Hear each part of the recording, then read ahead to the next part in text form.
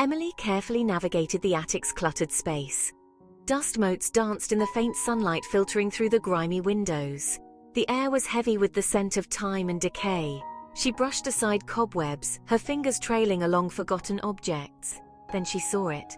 Tucked behind a chipped porcelain doll and a rusted birdcage was a portrait.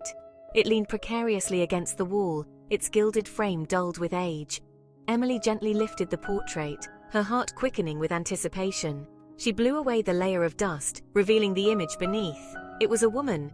Her gaze was direct, almost challenging. She wore a simple dark dress and a faded rag turban adorned with a single crimson rose. Her expression was a mixture of defiance and sorrow. Emily was immediately captivated. Who was this woman? And what was her story? She adjusted her grip on the heavy frame. The woman's eyes seemed to follow her every move. Emily felt an inexplicable connection to the portrait, a sense that it held a story waiting to be told. She resolved to uncover its secrets. Emily carefully transported the portrait to a sunlit room. She propped it up on an easel, eager for a closer look. The woman's features were striking, with high cheekbones, a strong jawline, and piercing dark eyes. Her skin was olive-toned, suggesting a Mediterranean heritage. The rag turban was a stark contrast to the woman's simple attire. It was a vibrant splash of color in the otherwise somber portrait. The single red rose was both beautiful and melancholic, hinting at a life lived with passion and loss. Emily couldn't shake the feeling that this woman was someone of importance. Her intuition told her that the portrait was more than just a forgotten relic. It was a window into a forgotten life, a story that deserved to be remembered. She spent hours studying the painting. She examined the brushstrokes, the play of light and shadow, searching for clues to the woman's identity. The more she looked, the more determined she became to uncover the truth. Emily began her investigation by poring over dusty old documents and records. She spent days in the manor's library, sifting through faded letters, crumbling journals, and brittle maps. She searched for any mention of the woman in the portrait, any clue to her identity. Her search led her to the local archives. She delved into parish records, court documents, and newspaper clippings. She followed every lead, no matter how small or insignificant it seemed. She was like a detective piecing together a puzzle, each fragment bringing her closer to the truth. Days turned into weeks, and Emily's determination never wavered. She was driven by a deep sense of purpose, a belief that the woman in the portrait deserved to have her story told. And then, finally, a breakthrough. A faded ink inscription on the back of the portrait revealed the name Isabella. This single word was all it took to set Emily on the path to uncovering the truth about the enigmatic woman in the rag turban. The name Isabella echoed through Emily's mind. She returned to the manor's library, her heart pounding with anticipation. She scoured the shelves, her fingers tracing the spines of ancient books. And then, she found it. Tucked away in a dusty corner was a leather-bound journal. Its pages were yellowed with age, the ink faded but still legible. Emily carefully opened the journal and began to read. The words seemed to leap off the page, transporting her back in time. The journal belonged to Nathaniel Grayson, a former resident of the manor. He wrote about his life, his loves, and his losses. And then Emily stumbled upon an entry that made her heart skip a beat.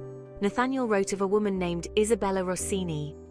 He described her as a skilled healer, a woman of great compassion and courage. He wrote of her beauty, her intelligence, and her unwavering spirit. Emily knew instantly that she had found the subject of her portrait.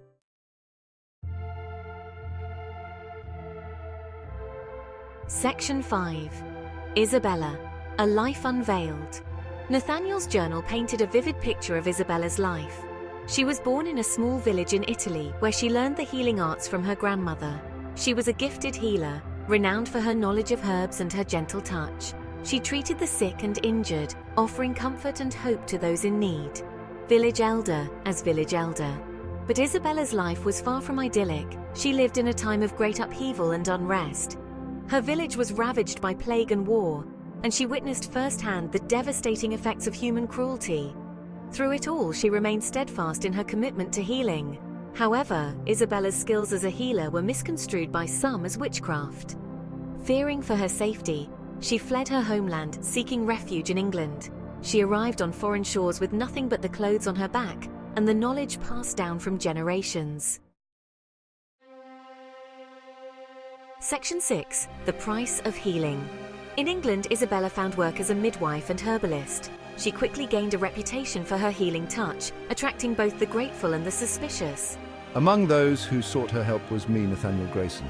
I was immediately drawn to her compassion and intelligence. As a man of science and reason, I was initially skeptical of Isabella's methods. However, I couldn't deny the efficacy of her treatments. I witnessed firsthand her ability to heal the sick and ease their suffering.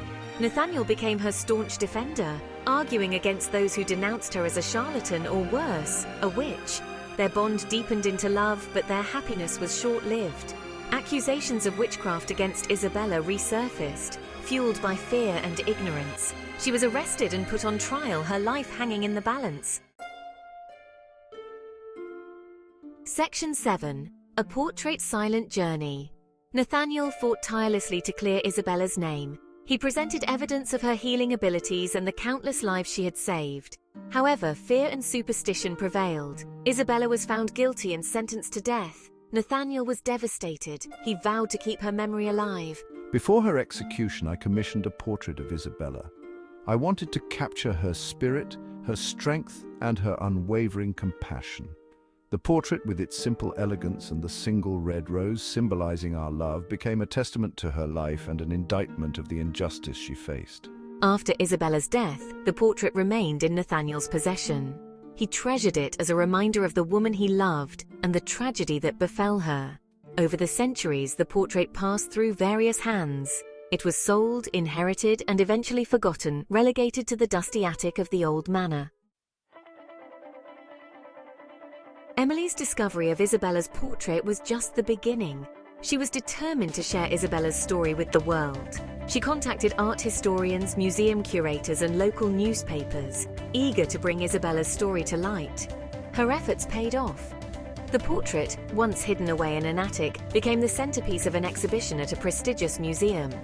The exhibition told Isabella's story through artifacts, documents, and Nathaniel's heartfelt words from his journal. The response was overwhelming. People were captivated by Isabella's story, her resilience, and her unwavering commitment to healing. The exhibition sparked conversations about prejudice, the persecution of women, and the importance of remembering hidden histories. It's incredible how one story can reveal so much about our past and inspire us to think differently about our present. Isabella's journey is truly moving. As Emily stood before the portrait, now hanging in a place of honor, she couldn't help but feel a sense of awe. Isabella's gaze, once filled with sorrow, now seemed to radiate strength and defiance.